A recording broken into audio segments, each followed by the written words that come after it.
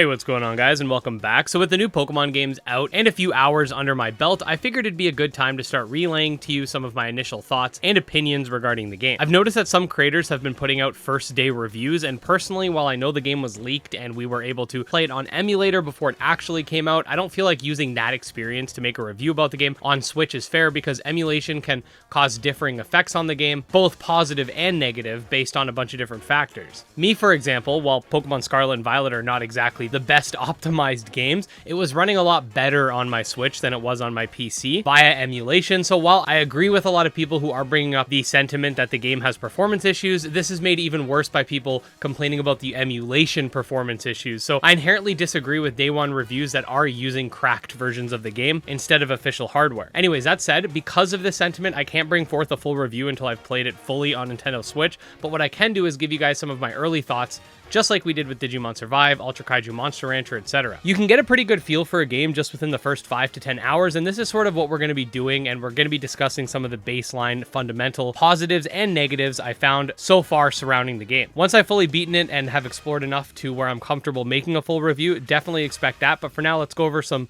preliminary factors. So first things first, I did notice that the game does force those tutorials on you a little too much, in my opinion. I'd say it's better than Sword and Shield or Sun and Moon, but you're still pretty much blocked from exploring on your own until about an hour and a half within the game. I wouldn't inherently have a problem with this, but it's bogged down by a lot of fluff dialogue, so that's where you sort of get the issue. Dialogue usually by itself isn't a problem if the story is good, but in this case, it's just a lot of repetitive stuff. For example, you're given information about 3 different paths of the game while exploring the school, and then you literally have a conversation about those 3 paths again minutes after, which just feels very repetitive. The premise of the game is fine. Nothing's revolutionary or special so far, in my opinion, at least from a story perspective. Nothing super bad either. The characters are all okay. I think a lot of their designs are actually pretty good and memorable, but all in all, it just feels like the first hour and a half of gameplay is just kind of shoving different aspects of the game down your throat so they can get you out the door. And not only did they, in my opinion, fail to get you out the door quick enough anyway, but they also did it in a way that feels very contrived. I would have much rather just had everything added on my map right away and then allow me to go explore those different areas, and then maybe when I first run into a Titan, that's when I get to kind of learn about them. The gameplay itself feels pretty good when the performance is okay, but I will say that I also preferred Legends Arceus over this in terms of gameplay, with one exception being auto battling, which I think is a really nice feature. Since certain types of Pokemon will try to attack you in Legends Arceus, you have the ability to roll dodge, and I really felt that they should have kept this mechanic in, even if Pokemon weren't going to damage you directly, because some of them will run at you and try to engage you in battle, and this is a good way to avoid them. Furthermore, I love the ability to sort of sneak up and try to catch Pokemon from Legends, which adds that kind of stealth to the game. Scarlet and Violet does have a crouch mode, but it's far less utilized. You also don't start with all of the abilities that your legendary mount is able to use, so from the beginning you won't be able to run very fast, you won't be able to jump very high, but these abilities are slowly unlocked as you defeat Titans. This, coupled with the game's lack of level scaling for wild battles, gyms, Titans, enemies, etc.,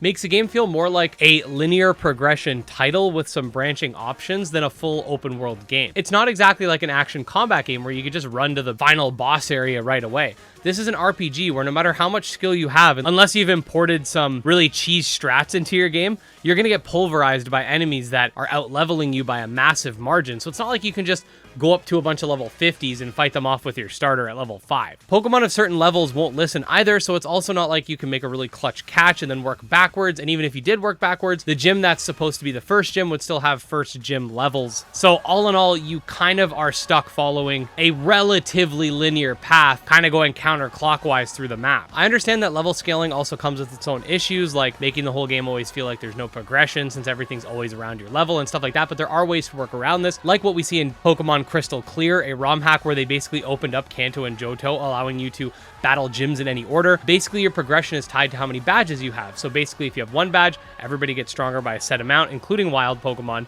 and it goes up from there. Now, before you counter-argue with the idea that you don't have to fight the gyms necessarily, you could save them for the end, there are actually badges for all of the tasks within the game. You get badges for Titans, you get badges for Team Star, and you get badges for gyms. There's actually 18 badges in this game technically, and each badge could marginally increase the levels of all wild encounters and enemy trainers and stuff like that. I think that would be a great way to put together a Pokemon experience that's open world. I will say that traveling around and sort of doing your own thing, looking for Pokemon items, etc., is a lot of fun, but I personally recommend following the clear progression that the game wants you to follow, and by that, like I said, I mean go out the east gate and just start moving counterclockwise. The Pokemon themselves are also kind of hit or miss for me. This is going to be extremely subjective for everyone, but personally, while I have seen some Pokemon in this generation that I think are pretty cool, most of the ones I like are in the late game, so I'm not going to be touching on them too much here. But if you do want to look at the full Pokedex, I have a video for that linked below. All in all, thus far, Pokemon Scarlet and Violet are far from being the perfect Pokemon game that a lot of people wanted it to be, but going into this, I had this expectation. I was expecting there to be performance issues, I was expecting there to be flaws with how the open world works, and I was expecting the game to feel kind of like an 18-badge fetch quest rather than a story-heavy narrative, which I mean, that's kind of what they were going for anyways. I'm not defending any of the issues present within the game, especially when you consider who's making it and the type of budget they could have if they so chose, but I will say that I am having fun with the game so far, but personally did prefer Pokemon Legends, at least from what I've played at this point. Being able to catch stuff in the overworld and having more easy traversal makes that game a lot more fun for me than this one. But yeah, those were just some of my initial thoughts. My opinions might change for better or for worse depending on how things progress, but for now, I see these as fun but definitely flawed games. I don't have to go over performance issues because they've been covered extensively, but at this point in time, with games like Monster Hunter Stories 2 and SMT5 that run not perfectly, but pretty well, all things considered, there isn't really an excuse for some of the issues found within this game, and I do hope that they're able to patch them out, but I'm also not going to hold my breath. It's more clear than ever that Game Freak needs more time to pump out these games, and the Pokemon Company needs to adjust their business model if they want the main series games to be able to keep up. That said, if you are a fan of Pokemon or monster taming games in general, definitely subscribe to my channel. You can check out my Twitter, my Discord, and my Patreon linked below. Special thanks to the patrons, especially Jim Hamilton, Dark Persona, Droghost, and Exodus, and we'll see you guys next time. Peace.